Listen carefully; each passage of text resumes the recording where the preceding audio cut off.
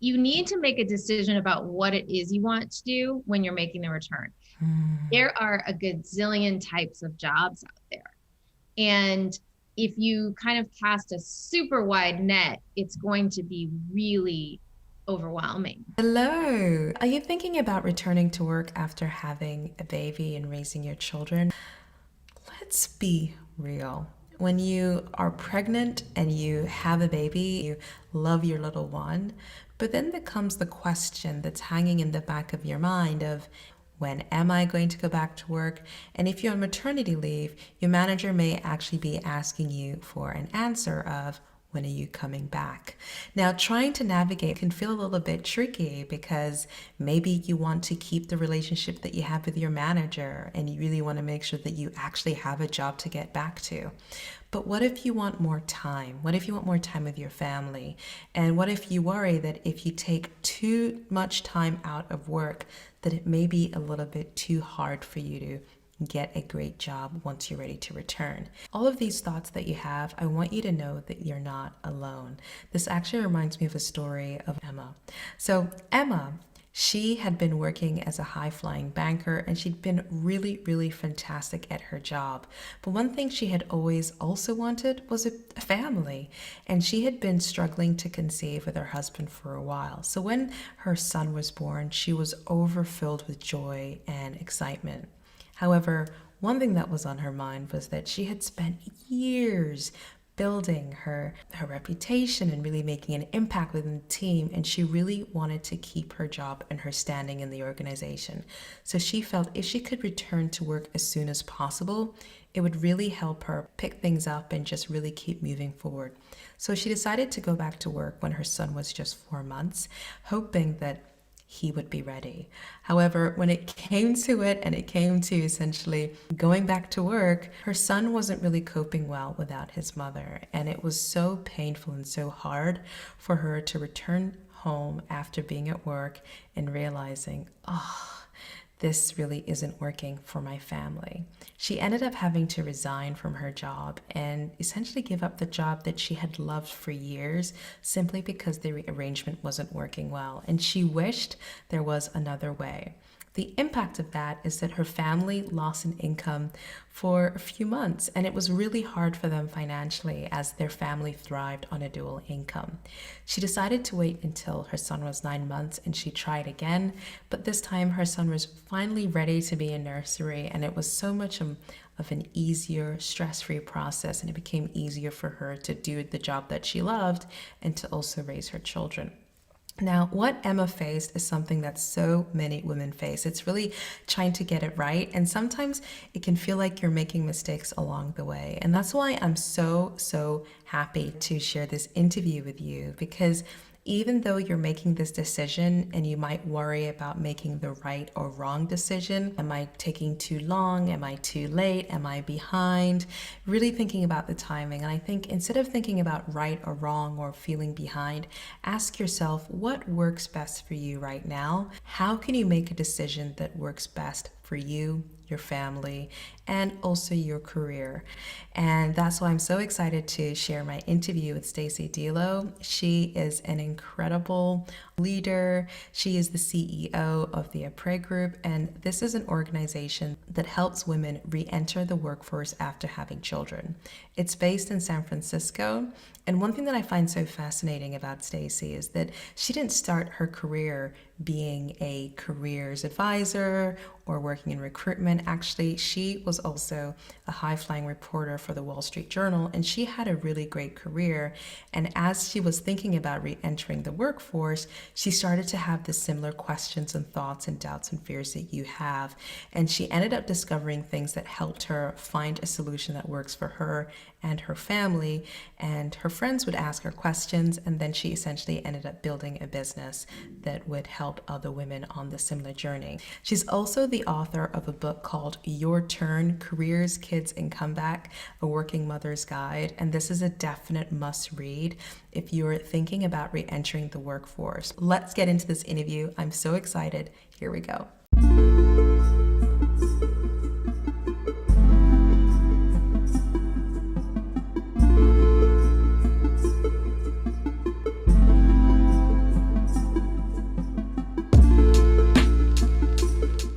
So, Stacey, hi. Hi, Chloe. I'm so excited to be having this interview. I have really, really been looking forward to this because I know that you are someone who's been on your own journey.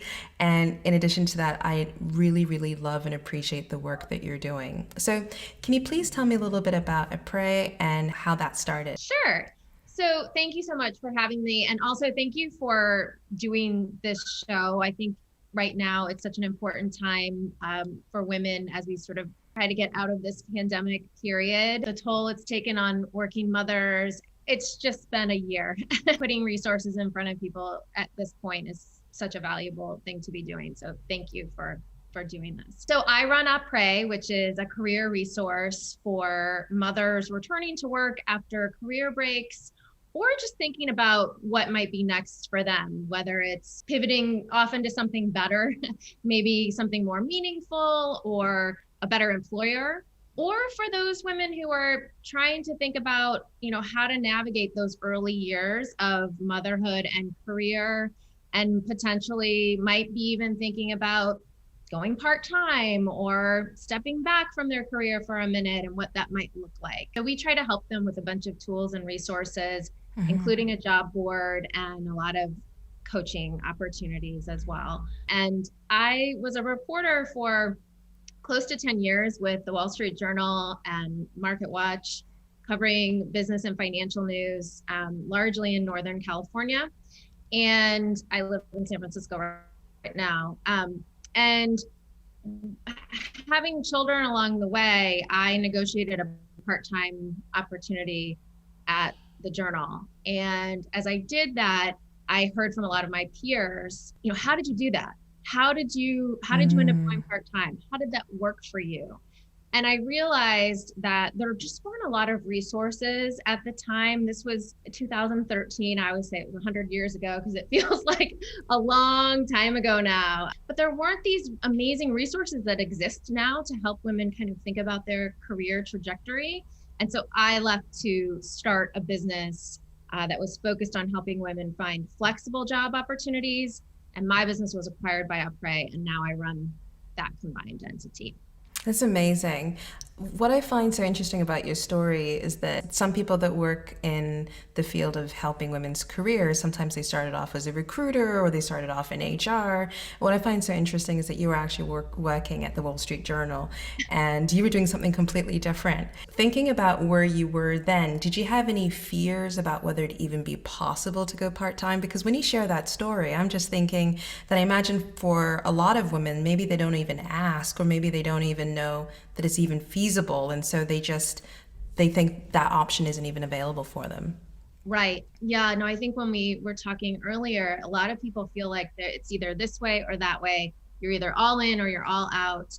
And there's a lot of societal messages that we get to kind of intrinsic in the structure of corporate America and sitting at a desk from 9 to 5 and the FaceTime.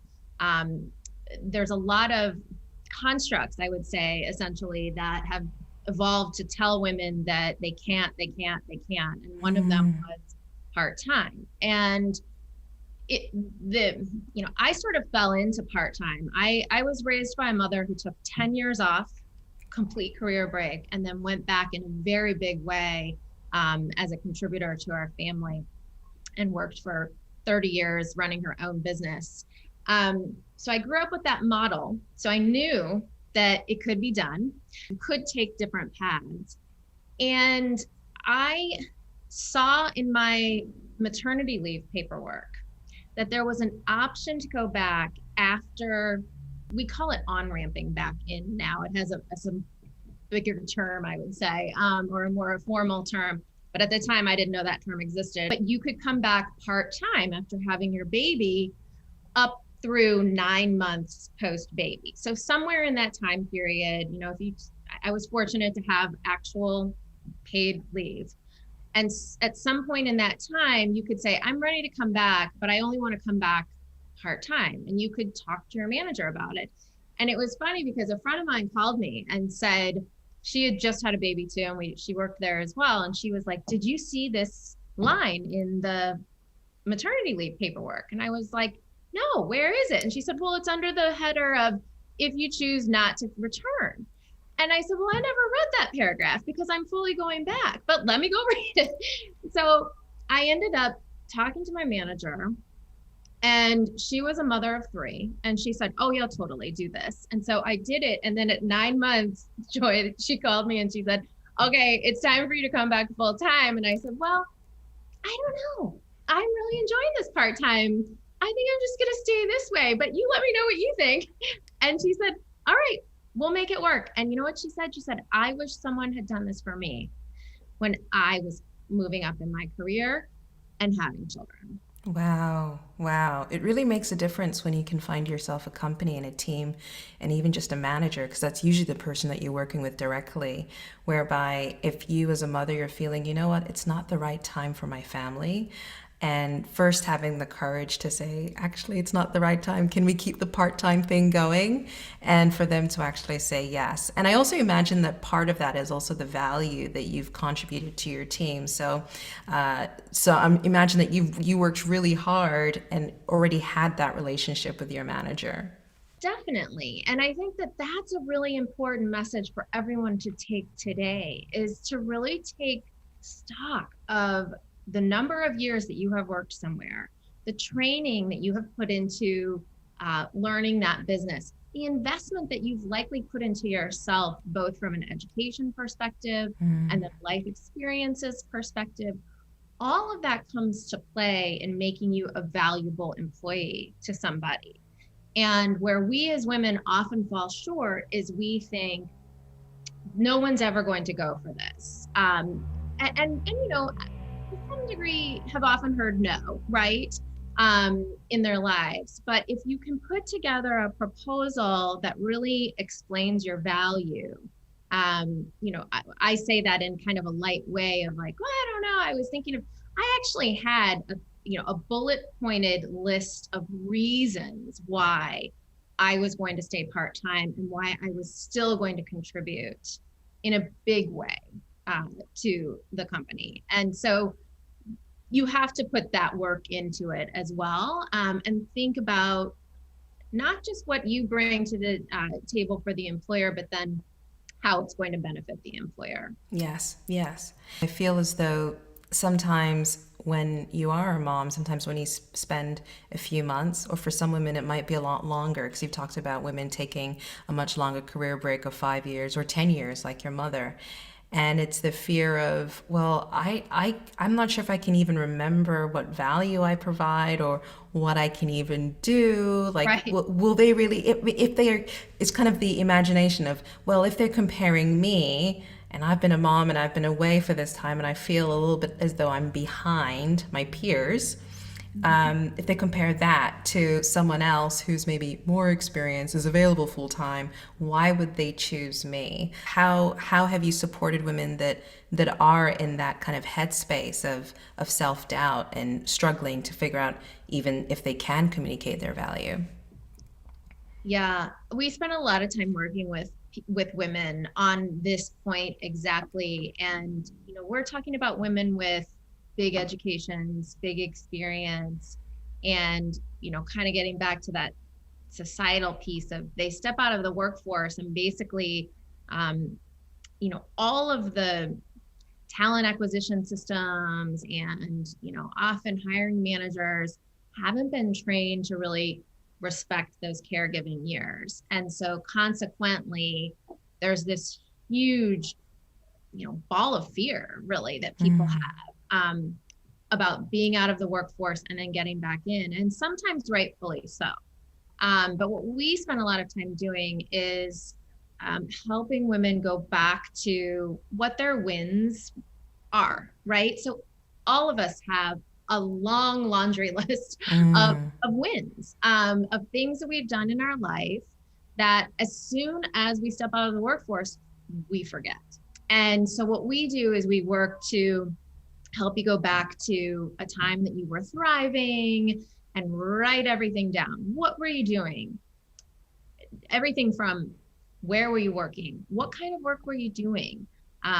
What made you laugh at the time? What things didn't you like? All of that just sort of and I always say, call somebody, whether it's your mother or a previous colleague or a friend or somebody's, call somebody who can help you remember what those things were that you were good at in that time. And then you'll go, oh, that's right, I did do that. And I'm a big fan of like writing things down, put them up on a mirror, put them somewhere in your house where you can remember them and start to really embody those again. And you'll also notice that a lot of that hasn't left you. It's still there. You're just applying it in different places and ways. And in some cases, maybe it's something that you've disconnected from for a long time and it's time to reconnect with. And you'll take a class, or you'll start listening to a podcast that helps you remember and remind yourself of those talents and skills. I love that, the wins. That's such an easy way of slipping back and actually remembering that, hey, actually I did some really great work.